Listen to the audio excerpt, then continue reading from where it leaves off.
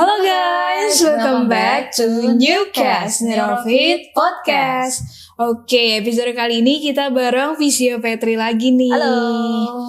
Nah, Visio Petri di episode kali ini tuh agak spesial gitu karena kita mau jawabin pertanyaan dari netizen. Oke. Sering banget netizen tuh tanya di sosial media kita Kak, di Instagram, di TikTok, dan bahkan Facebook ya. Pokoknya semua sosial media Neurofit deh. Penasaran apa aja pertanyaannya? Simak Newcast kali ini ya.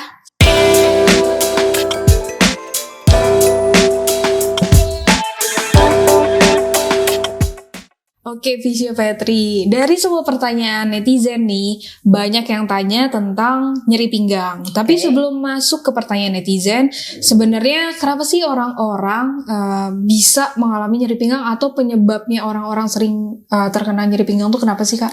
Oke, kalau berbicara tentang penyebab dari orang-orang sering mengalami nyeri pinggang, sebenarnya banyak sekali ya penyebabnya. Bisa jadi dari bad posture, kemudian juga dari gerakan yang berulang, bisa jadi kemudian salah mengangkat beban, salah mengangkat barang gitu kan.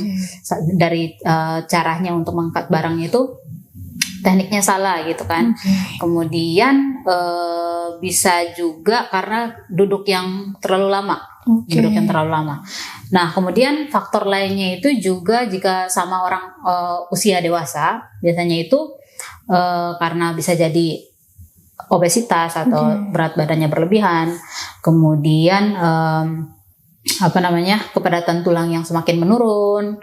Nah, itu kan juga bisa menjadi salah satu penyebab nyeri pinggang itu bisa muncul gitu. Oke, tadi kan disinggung akibat duduk yang terlalu lama ya Kak.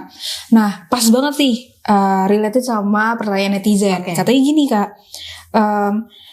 kalau banyak duduk itu sering nyeri pinggang. Nah, terus cara menguranginya tuh kayak gimana sih Kak? Apalagi kan bagi para pekerja kantoran nih yang full 8 jam duduk, itu kan pasti ngerasain nyeri pinggang tuh, nggak mungkin enggak. Karena ngerasain sakit di sini akibat ya mungkin duduknya bungkuk atau nggak sadar gitu mereka duduknya tuh bungkuk dan ya mungkin miring atau segala macam, posturnya kan salah gitu. Nah, untuk berbicara tentang solusinya, solusi untuk mengurangi nyeri pinggang gitu, bagi orang-orang kantoran yang sering duduk di depan laptop dalam posisi yang lama gitu kan.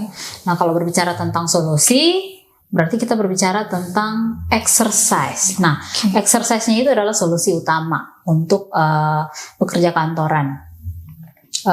Exercise-nya itu seperti apa sih? Exercise-nya itu berupa stretching. Karena stretching itu buat meregangkan otot-ototnya ketika ototnya kaku gitu kan. Walaupun kalau mau mau dilakukan exercise-nya di kantornya itu nggak maksimal, tapi setidaknya ada jeda waktu 15 atau 30 menit seperti itu untuk dilakukan exercise. Exercise-nya tuh yang simple. Ini juga banyak sih di sosial media Neurofit ya. Banyak juga visio-visio dari Neurofit ini memberikan konten edukasi atau konten tips and trick mengenai nyeri pinggang, latihannya kayak gimana aja. Nah, jadi bisa juga dicek di semua sosial media Neurofit ya. Neurofit, tentunya Instagram ya. Instagram, TikTok gitu. Banyak exercise contohnya lebih ke low back pain-nya banyak ya. Banyak low back pain. Kita untuk konten terkait dengan exercise low back pain-nya itu banyak banget karena di kalangan sekarang ini, dan dilihat dari kasus-kasus yang sering dari pasiennya aja sendiri yang datang ke klinik kan mereka dengan keluhan nyeri pinggang gitu. Makanya kenapa kita juga aktif untuk memberikan edukasi berupa exercise, stretching maupun penguatan otot pinggang. Nah, itu banyak banget di konten-konten yang udah dibuat di sosial media Neurofit. Oke. Nah, tadi kan Visio Petri bilang tuh banyak banget pasien di Neurofit, terutama yang merasakan nyeri pinggang gitu. Sebelumnya kalau misalkan kita mau treatment nih di Neurofit Clinic, keluhannya itu kan nyeri pinggang. Apakah kita bisa langsung datang ke fisioterapi kah? Atau melalui konsultasi ke dokter dulu? Atau dari fisioterapinya sendiri itu treatmentnya apa aja sih Kak? Oke. Biasanya kita menerima pasien-pasiennya tuh dengan kasus low back pain itu seperti yang dikatakan sebelumnya sama Fisionovi, sama Fisionovi, bahwa kita tuh melalui sistem 2 pintu ya. Ada dokter sama fisioterapi. Namun kita juga fisioterapi sendiri kan bisa melakukan pemeriksaan mulai dari anamnesa dan pemeriksaan spesifik segala macam gitu kan, untuk menentukan diagnosa. Nah, diagnosa itu diagnosa fisioterapi. Kita akan melakukan pemeriksaan pemeriksaan fisik dari kondisinya pasien tersebut, dan apabila kondisinya itu masih bisa ditangani sama fisioterapi, kita akan melakukan tindakan lanjutan gitu. Namun balik lagi, jika kondisinya itu di luar ranahnya kita fisioterapi, maka kita akan refernya ke dokter gitu. Bisa juga ya kalau pasien-pasien yang sering datangnya itu mereka juga melalui dokter dulu gitu kan, melakukan pemeriksaan USG seperti itu buat mengetahui sebagai data penunjang gitu.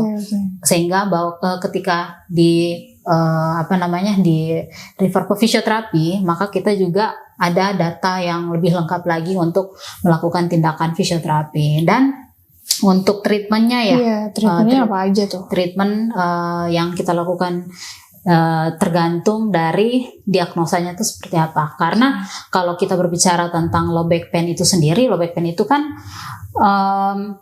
kasusnya general, bukan merupakan suatu diagnosa, namun karena udah sering disebut nyeri pinggang atau low back pain seperti itu, makanya kenapa orang-orang sering lebih menyebut low back pain. Tapi kalau mau berbicara lebih spesifik lagi, low back pain itu kan kita bisa jadi terkenanya di bagian ototnya, syarafnya atau ligamennya, tergantung dari penyebabnya itu terjadi nyeri pinggang itu apa gitu. Sehingga treatmentnya itu pasti tentunya berbeda gitu. Contohnya kalau di otot ya pastinya berbeda ya sama kita apabila dia terkenanya di bagian syaraf. Nah, kalau ototnya itu biasanya juga kalau kita treatment, kalau dilihat dari prognosisnya atau tingkat penyembuhannya itu pastinya lebih cepat daripada jika terkenanya di syarafnya gitu. Kemudian contohnya juga kalau ada fraktur gitu kan, fraktur juga kan di luar, maksudnya kalau fraktur harus dioperasi dulu. Kalau frakturnya udah berat seperti itu, dioperasi dulu kan. Kemudian setelah dioperasi baru kita bisa melakukan treatment fisioterapi gitu kan.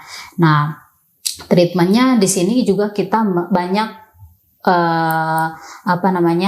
untuk treatmentnya ada juga kita memberikan alat atau modalitas, kemudian yang pastinya exercise terapi. Exercise terapi, bisa juga manual terapi gitu. Kalau alatnya sendiri tuh pakainya apa aja sih Kak? Gimana? Untuk alatnya sendiri yang biasa dipakai di nurse itu apa aja? Alatnya sendiri di sini kita tersedia ada infrared gitu, kemudian ada electrical stimulation, kemudian ada ultrasound. Nah, itu sih ada 3 alatnya di situ. Kemudian ada beberapa alat lainnya, namun yang sering kita gunakan adalah 3 alat itu gitu. Nah, contohnya kalau infrared ya buat meningkatkan sirkulasi darah gitu kan. Kemudian ultrasound untuk perbaikan jaringan, sama electrical stimulation untuk memblok nyeri tersebut. Nah, yang paling penting dari treatmentnya itu adalah lagi-lagi adalah exercise terapinya. Itu yang menunjang untuk penyembuhannya, membantu untuk penyembuhannya. Nah, exercise-nya seperti apa sih? Bisa dari tadi stretching, kemudian ada juga penguatan otot di bagian pinggang itu sendiri gitu loh. Biasanya kalau misalkan pasien datang itu kan pasti selain tadi pakai modalitas alat, terus ada juga exercise yang dilakukan di sini gitu, di klinik gitu. Tapi untuk fisio tuh biasanya menyarankan ada latihan untuk yang dilakukan di rumah nggak sih Kak? Nah, itu tentunya kita akan edukasi sama pasien dan memberikan home program. Home program. Ketika kita selesai melakukan terapi, kita memberikan latihan-latihan exercise yang saat itu kita lakuin ke pasiennya, dan kita meminta pasien untuk lakukan di rumah. latihan itu di rumah gitu. Karena waktunya kan lebih banyak kan pastinya di rumah. Jadi tentunya itu buat memaksimalkan aja waktunya. Kalau untuk terapi nyeri pinggang sendiri biasanya itu yang sampai sembuh total atau benar-benar nyerinya hilang itu biasanya berapa kali terapi sih Kak? Sebenarnya kalau berbicara tentang waktu berarti prognosisnya itu kita lihat lagi dari klasifikasi low back pain tersebut. Klasifikasi dari low back pain itu biasanya kalau akutnya itu kondisi akutnya itu 6 minggu pertama dia mengalami sakit. Kemudian sama kronis, kronisnya itu udah lebih dari 3 bulan gitu kan sakitnya. Nah biasanya kalau akutnya itu ya dilihat dari untuk penelitian sering dibaca gitu kan, itu ya bisa jadi 2-4 minggu udah lebih baik gitu kan. Namun apabila kasusnya kronis maka membutuhkan waktu yang lebih lebih panjang lagi gitu untuk tingkat penyembuhannya yang lebih cepat. Nah kalau lihat dari rentannya 2-4 minggu itu 2-4 minggu dengan intensitas untuk frekuensi terapinya itu ya bisa 2 atau 3 kali per minggu lah. Jadi kayak gitu. Ya semakin rutin kita terapi semakin cepat juga mungkin pemulihannya. Tergantung dari yang klasifikasinya tadi ya. Kalau di Nervist sendiri itu kan ada yang namanya dry needle nih Kak. Kebetulan related banget sama pertanyaan dari netizen ini. Nah kalau nyeri pinggang itu atau ada saraf terjepit di pinggang, bisa nggak sih Kak di dry needle? Tentunya bisa. Kalau kita ketika melihat kondisinya pasien itu nyeri pinggang, jika nyerinya kita palpasi nih ada di bagian ototnya, ada trigger point-nya, itu kita bisa melakukan dry needling. Karena dry needling ini kan tujuannya untuk mengurangi nyeri akibat adanya si trigger point ini atau penumpukan jaringan ikat yang membuat nyeri di bagian otot itu. Nah itu kita bisa melakukan tindakan dry needling atau sering tusuk jarum. Iya, tusuk jarum. Terus banyak banget nih yang bingung mungkin ya antara dry needle sama akupuntur. Nah bedanya tuh apa sih Kak? Sama akupuntur dengan dry needle itu. Kalau dilihat dari tujuan sama teknik, tujuannya pun pastinya berbeda gitu. Kalau dry needling sendiri, kalau ini saya berbicara tentang dry needling sendiri ya. Kalau dry needling sendiri itu kan tujuannya yang tadi dibilang untuk mengurangi nyeri, akibat trigger point-nya gitu. Dan tekniknya pun berbeda, jarumnya pun kedalaman jarumnya pun berbeda gitu untuk tindakannya, pastinya berbeda dengan akupuntur gitu. Dan bisa tujuannya itu untuk mengurangi nyeri sama meningkatkan range of motion biasanya kayak gitulah. Apakah ketika kita mau dry needle harus melakukan fisioterapi terlebih dahulu biasanya kalau misalkan di klinik Nerovit nih? Untuk tindakan dry needling sendiri bisa dikombin dengan sebenarnya masuk sih ya dalam metode fisioterapinya itu biar lebih maksimalnya. Tapi ada yang pengennya cuman dry needling aja nggak apa-apa gitu, tergantung.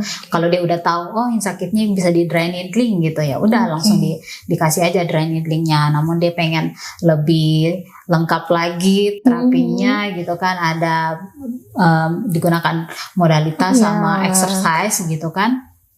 Nah itu bisa kita combine sama si dry needling ini dan pastinya hasilnya akan lebih maksimal. Pernah ada aku di konten ya kalau nggak salah yang terkait dengan nyeri pinggang.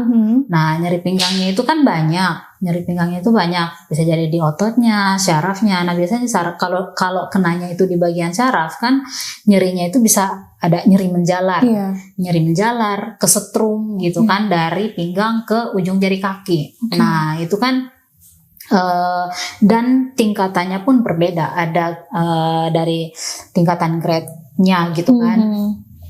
grade 1 atau sampai 4. Nah, itu kan tergantung tingkat keparahannya. Nah, biasanya seperti itu kita membutuhkan data penunjang. Dan data penunjangnya bukan hanya USG gitu kan, tapi bisa langsung dilakukan MRI. Biar kita lebih tahu jaringan spesifiknya. Kalau nyerinya cuma di bagian otot, nah itu masih bisa langsung dilakukan penanganan fisioterapi, dan tentunya dia hasilnya akan lebih cepat gitu. Tergantung yang tadi klasifikasi yang udah aku sebutin itu tadi. Jadi kalau udah merasakan nyeri pinggang yang mau dikatakanlah sakit banget, ya bisa ke dokter dulu gitu ya. Seperti itu. Ada pertanyaan lagi nih Kak. Berhubung pas banget Fisiopatri ini kan aktif banget nge-gym ya, dan juga sekaligus jadi PT. Nah, ada yang nanya gini nih, Kak, saya setelah gym sakit di pinggang, terus sampai sekarang nyerinya menjalar ke kaki. Nah, kira-kira itu kenapa ya? Dan konsultasinya ke dokter apa? Gitu. Kalau bertanya tentang konsultasinya ke dokter apa, tentunya dokter spesialis saraf ya. Dokternya ada di klinik Neurofit juga. Gitu. Dan tadi katanya sakitnya dari pinggang menjalar sampai ke kaki. Nah, kalau udah nyerinya udah sampai menjalar, ada rasa kayak kesetrum seperti itu, itu langsung konsultasikan ke dokter ya. Dan itu kenapa bisa terjadi nyeri sampai menjalar. Nah, nyerinya sampai menjalar mungkin bisa jadi dari tekniknya. Kalau seandainya itu pure sakitnya yang dirasa karena habis nge-gym, nggak pernah dirasa sebelum-sebelumnya, tetapi setelah melakukan aktivitas gym gitu, nah itu bisa jadi dari kesalahan teknik. Biasanya itu paling sering terjadi di kalangan orang yang sering nge-gym gitu kan. Bukan cuma hanya di pinggangnya aja, banyak banget, entah di shoulder dan lain sebagainya. Nah, itu dari kesalahan teknik. Kemudian gerakan yang terlalu berulang, bisa jadi gerakan yang berulang. Contohnya ada satu gerakan yang sering dilakukan, bisa jadi kayak squat pakai beban gitu. Kemudian ada gerakan deadlift. Nah, gerakan deadlift yang berulang, nah itu bisa jadi merusak jaringan di bagian pinggang, entah itu ligamennya, otot, bahkan berdampaknya ke sarafnya, sehingga nyerinya bisa menjalar ke kaki gitu. Nah, biasanya ada juga nyeri ya kayak kita selesai olahraga gitu kan, ada kayak pegel-pegel. Nah, sebenarnya itu kan yang udah pernah aku bilang juga bahwa nyeri itu normal. Itu sering sebut dengan DOMS atau Delayed Onset Muscle Soreness. Nah, itu nyeri yang normal, dan nyerinya itu akan menghilang 3-4 hari. Namun jika yang nyeri yang dirasain itu nggak kunjung hilang gitu ya dalam waktu 1 minggu, 1 atau 2 minggu gitu kan, nah itu langsung saja dikonsultasikan karena bisa jadi itu terkenanya di bagian saraf.